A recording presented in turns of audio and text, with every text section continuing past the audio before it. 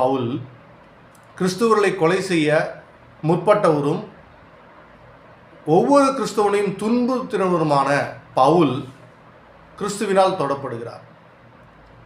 ஸ்தேவானை கொல்லும் பொழுது பவுல் அங்கே தான் இருந்தார். யோசிச்சு பாருங்களேன்.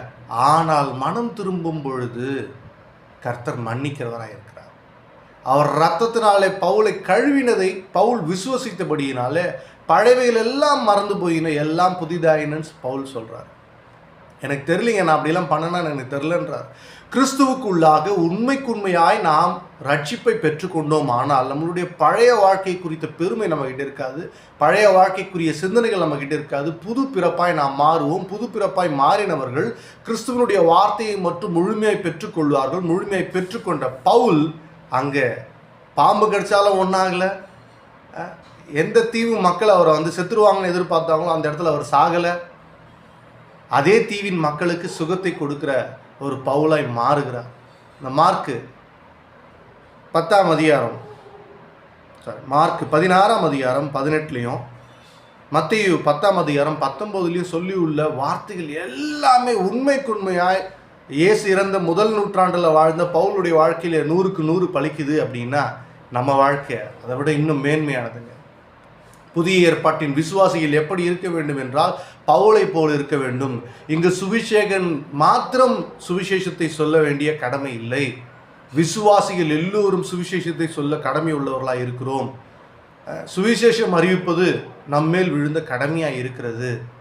இந்த சுவிசேஷத்தை நான் உங்ககிட்ட சொல்லிட்டு இருக்கேன். நான் பாஸ்டர் இல்லை, நான் ஒரு விசுவாசி தான். கர்த்தரை நீங்கள் நம்பினீர்களானால், கர்த்தருடைய வார்த்தையை முழுமையாய் ஏற்றுக்கொண்டீர்களானால், கர்த்தருடைய வார்த்தையை மட்டும் இந்த பூமியில் நீர் நம்புவீர்களானால் எதுவும் உங்களை சேதப்படுத்தாது. விஷமே ஆனாலும் உங்களை சேதப்படுத்தாது, விஷப்பூச்சி ஆனாலும் உங்களை சேதப்படுத்தாது.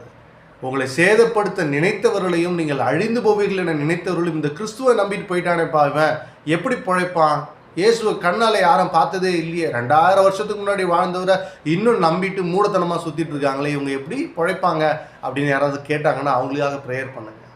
அவங்க குடும்பம் நல்லா இருக்கட்டும்னு ப்ரேயர் பண்ணுங்க. அதை தான் பவுல் பண்ணுறாரு. நம்ம புதிய ஏற்பாட்டின் விசுவாசிகளாக இருக்கோம். இந்த பாடலை பாடி கர்த்தருடைய நாமத்தை உயர்த்துவோம். ஆட்டுக்குட்டியானவரே, ஆட்டுக்குட்டியானவரே, ஆட்டுக்குட்டியானவரே, எனக்காக பலியானி. ஆட்டுக்குட்டியானவரே, ஆட்டுக்குட்டியானவரே.